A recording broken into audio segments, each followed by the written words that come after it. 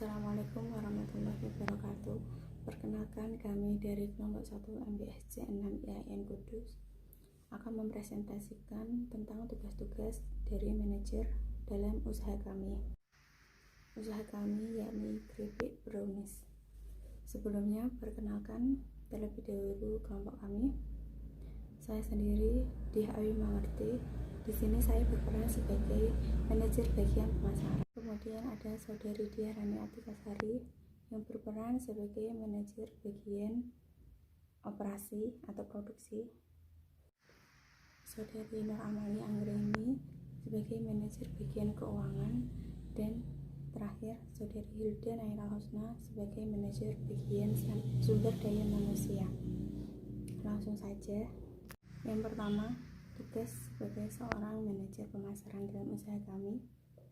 Yang pertama, melakukan perencanaan strategi pemasaran berdasarkan kondisi pasar dan kemampuan perusahaan. Dalam melakukan perencanaan strategi pemasaran, ada beberapa langkah yang harus dilakukan. Yang pertama yakni melakukan analisis keseluruhan kondisi perusahaan dengan melakukan analisis SWOT. Setelah analisis SWOT dilakukan dengan baik, langkah selanjutnya yakni menentukan objek pemasaran.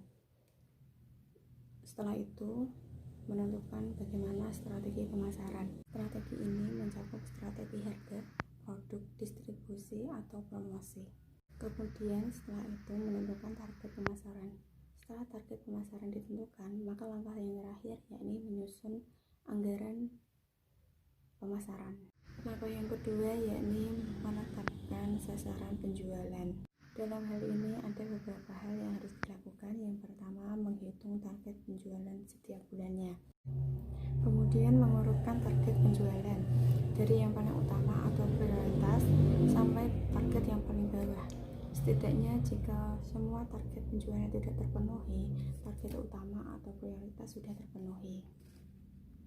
Langkah ketiga yakni melakukan pengawasan dan pengendalian atas penjualan dan promosi yang dilakukan.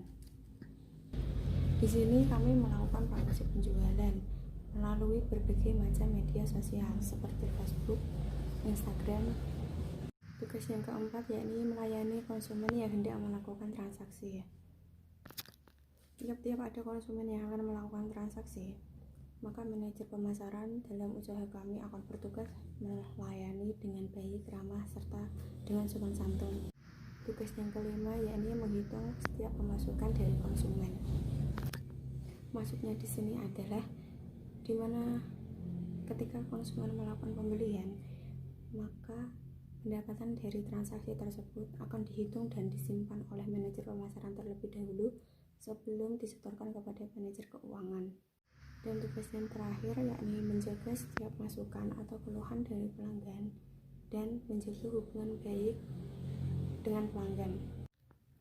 Setiap konsumen selesai melakukan transaksi atau pembelian, maka konsumen akan memberikan feedback. Baik feedback itu berupa positif ataupun negatif, baik berupa kepuasan ataupun keluhan. Maka manajer pemasaran dalam usaha kami bertugas untuk menampung atau mendengarkan setiap keluhan konsumen. Setelah itu, manajer pemasaran dalam usaha kami bertugas untuk memberikan solusi yang terbaik dan tepat agar konsumen merasa ia diperhatikan, dan maka dari itu maka akan tercipta hubungan baik antara produsen dan konsumen. Penerapan nilai-nilai manajemen bisnis Islam dalam manajemen pemasaran usaha kami yakni yang pertama, tidak mematok harga secara berlebih-lebihan. Dengan kata lain, harga yang dipatok adalah harga yang sesuai dengan pasaran, yang tentu saja tidak merugikan konsumen maupun pesaing. Kemudian yang kedua, dalam melakukan promosi akan disertakan informasi terkait dengan produk secara terbuka dan transparan agar tidak ada unsur penipuan di dalamnya. Sekian dari saya. Tugas selanjutnya akan disampaikan oleh saudari Diarani Atikasari. Yang pertama, aspek produksi. Tugas dan langkah-langkah yang dilakukan pada manajer produksi adalah Yang pertama, routing. Routing adalah langkah pertama dalam perencanaan produksi dan kontrol. Routing merupakan sebagai proses penentuan jalur pekerjaan dan urutan operasi. Routing perbaikan yang digunakan yaitu kuantitas dan kualitas produk, para manusia, mesin, bahan, dan hal lain yang akan digunakan, jenis, jumlah, dan urutan operasi manufaktur, tempat produksi. Routing dipengaruhi oleh faktor manusia, oleh karena itu harus mengenali kebutuhan manusia, keinginan, dan harapan.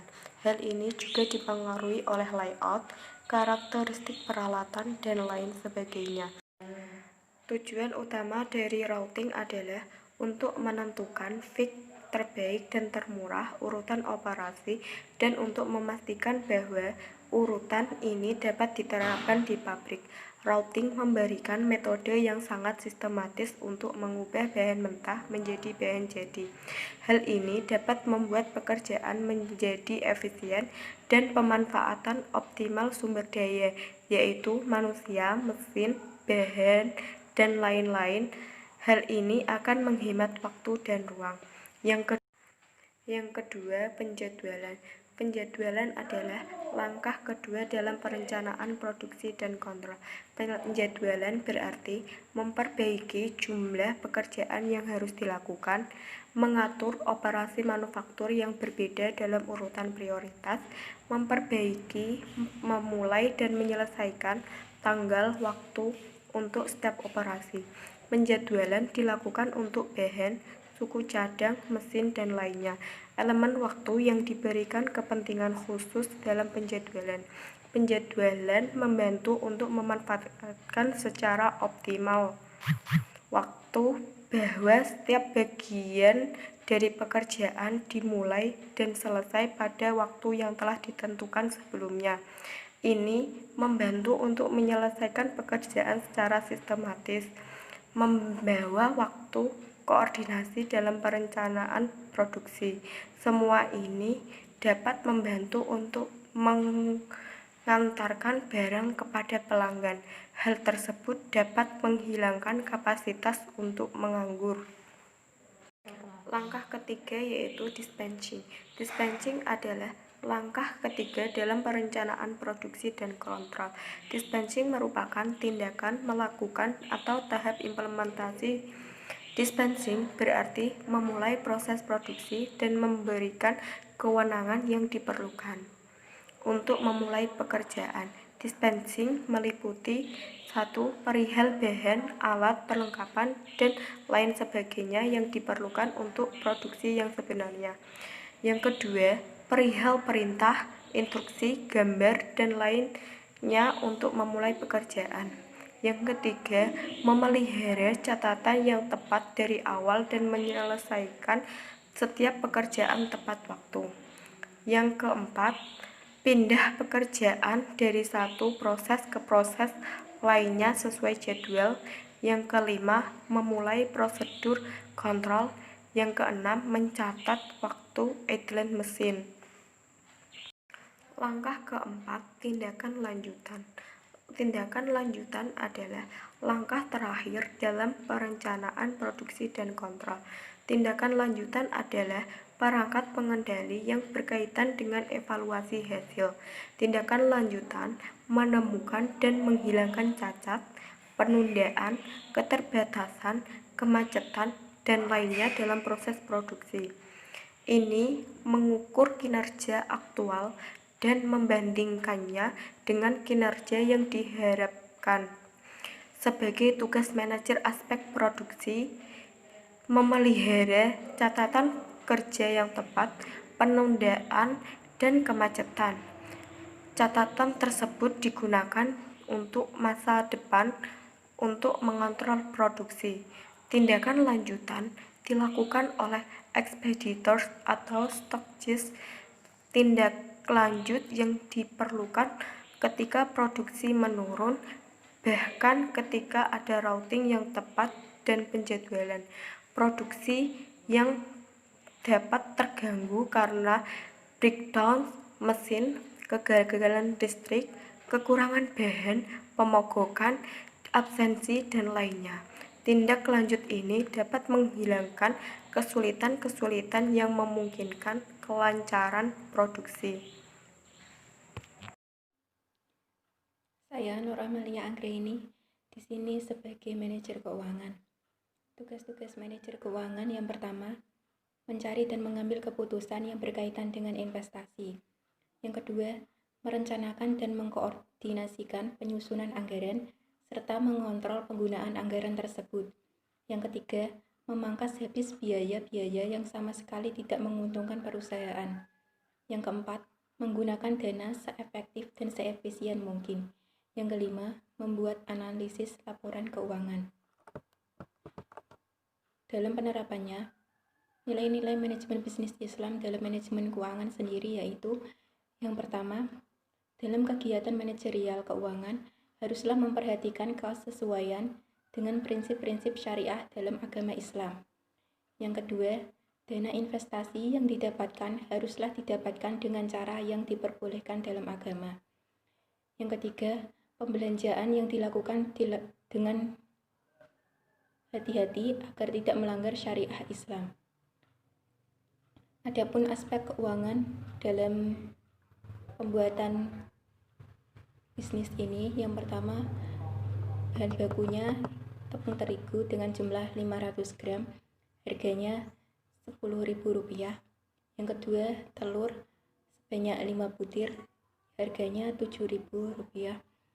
Yang ketiga, margarin jumlahnya 1 pack dengan harga Rp8.000.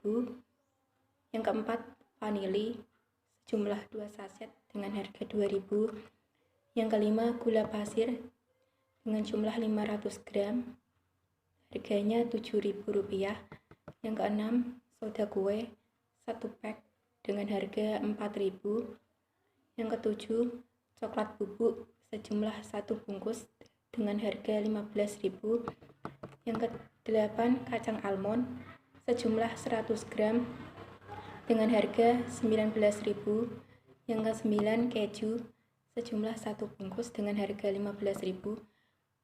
Yang 10, bubuk matcha dengan jumlah 15 gram, harganya Rp13.000. Yang ke-11 yaitu kemasan sebanyak 10 BCS dengan harga Rp4.500. Jadi total semua bahan-bahannya yaitu sejumlah Rp105.000. Dengan perhitungan modal awal sebesar Rp105.000 menghasilkan 10 produk dalam sekali produksi yang hasilnya Rp10.500. Penjualannya yaitu Rp15.000 kali 10 sama dengan Rp150.000. Keuntungannya yaitu penjualan dikurangi modal. Penjualannya senilai Rp150.000 dikurangi Rp105.000 sama dengan Rp45.000. Jadi laba per produk sama dengan Rp45.000 dibagi 10 sama dengan Rp4.500. Selanjutnya, saya akan mempresentasikan tugas saya selaku manajer SDM dalam bisnis keripik brownies Kribo. Tugas-tugas saya mengadakan pengangkatan dan pemberhentian karyawan, menyelesaikan atau menjadi penengah bila terjadi konflik antara karyawan atau konflik antara atasan dan bawahan, mengatur hal-hal yang berhubungan dengan pekerjaan karyawan, mengawasi semua karyawan atas pekerjaannya, membantu pimpinan dan promosi dan mutasi karyawan, melakukan evaluasi terhadap kinerja karyawan, menentukan gaji dan reward yang layak bagi karyawan. Selanjutnya, saya akan menjelaskan mengenai penerapan nilai-nilai manajemen bisnis Islam dalam manajemen SDM. Yang pertama, menerapkan prinsip adil dan jujur ketika melakukan perekrutan karyawan. Adil dalam artian dalam mengambil keputusan, seleksi tidak berdasar kekeluargaan, melainkan karena kualifikasi, dan jujur dalam artian tidak ada kecurangan seperti suap-menyuap. Selanjutnya, memperlakukan karyawan secara proporsional untuk meningkatkan kinerja dan produktivitasnya sesuai dengan prinsip kebajikan. Lalu yang terakhir, membayar upah atau gaji karyawan tepat waktu sesuai dengan pekerjaan yang telah dilakukan. Hal ini sesuai dengan sabda Nabi Shallallahu Alaihi Wasallam, yaitu berikanlah upah pada karyawan sebelum kering keringatnya. Sekian presentasi dari kelompok kami. Kami mohon maaf bila ada kekurangan. Wassalamualaikum warahmatullahi wabarakatuh.